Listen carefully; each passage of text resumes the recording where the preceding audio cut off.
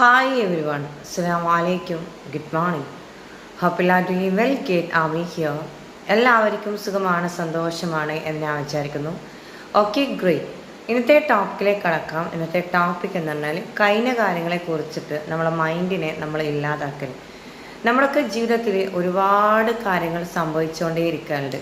കഴിഞ്ഞ കാര്യങ്ങൾ, അതായത് ഒന്നെങ്കിലും ഒരു 1 year ബാക്ക് 2 year ബാക്ക് നിങ്ങളുടെ ലൈഫിൽ സംഭവിച്ച ഒരുപാട് ഭയങ്കര പ്രശ്നങ്ങളും ബുദ്ധിമുട്ടുകളും കഷ്ടപ്പാടുകളും ഒക്കെ നിങ്ങളുടെ ലൈഫിൽ ഓരോരുത്തർക്കും സംഭവിച്ചിട്ടുണ്ടാവും. അപ്പോൾ ഈ സംഭവിച്ചതൊക്കെ നിങ്ങളിങ്ങനെ ഡെയിലി ഇങ്ങനെ പറഞ്ഞുകൊണ്ടേയിരിക്കുക.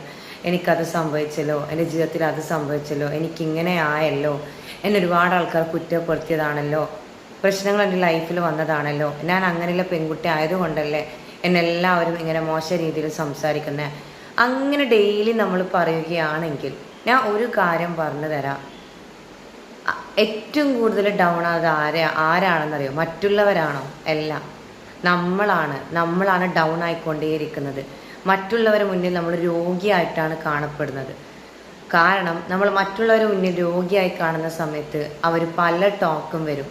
മാനസിക രോഗി എന്ന് പറയും, അവൾ അങ്ങനെയുള്ള പെൺകുട്ടിയാണ്, ഒരു ഫാമിലി അങ്ങനെയാണ് വളർത്തിയെടുത്തത്, നമ്മളെ ഫാമിലീനെ പറയും. അതുപോലെ ബ്രദേഴ്സ് ആൻഡ് സിസ്റ്റേഴ്സ്, കസിൻസ്, ഇങ്ങനെയുള്ള ഒരുപാട് ടീം മെമ്പേഴ്സിനെ പറയും. ഈ കഴിഞ്ഞ കാര്യങ്ങൾ നമ്മളിൽ നിന്ന് പോകാൻ വേണ്ടിയിട്ട് കുറച്ച് ടിപ്സ് ഞാൻ പറഞ്ഞു തരാം. എന്താണോ നിങ്ങളെ ഇപ്പം അലട്ടുന്ന പ്രശ്നങ്ങൾ, അത് just right down your paper. അത് പേപ്പറിൽ എഴുതി അതിനെ നല്ല രീതിയിൽ അത് റീഡ് ഡൗൺ ചെയ്യുക. അതായത് റീഡ് ചെയ്തുകൊണ്ടേയിരിക്കുക. ഇങ്ങനെ റീഡ് ചെയ്തതിന് ശേഷം അത് അങ്ങ് കത്തിച്ച് കളയുക.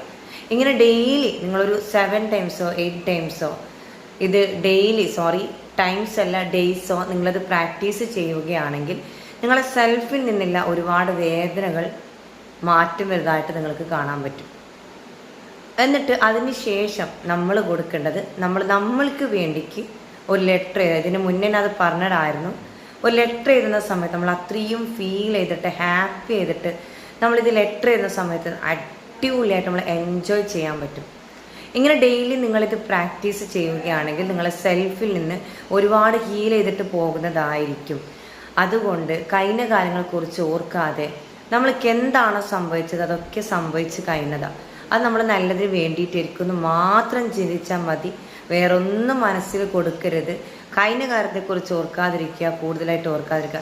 വരാനിരിക്കുന്നതും അത് നമ്മൾ ഓർക്കണമെന്നില്ല. നമ്മുടെ ക്രിയേച്ചർ, നമ്മുടെ പടച്ചോൻ ആ ഒരു ടൈം ആകുമ്പം നമ്മൾക്ക് എല്ലാം തരുന്നതായിരിക്കും. ഇങ്ങനെ മാത്രം ചിന്തിച്ചിട്ട് മുന്നോട്ടേക്ക് പോയി കഴിഞ്ഞാൽ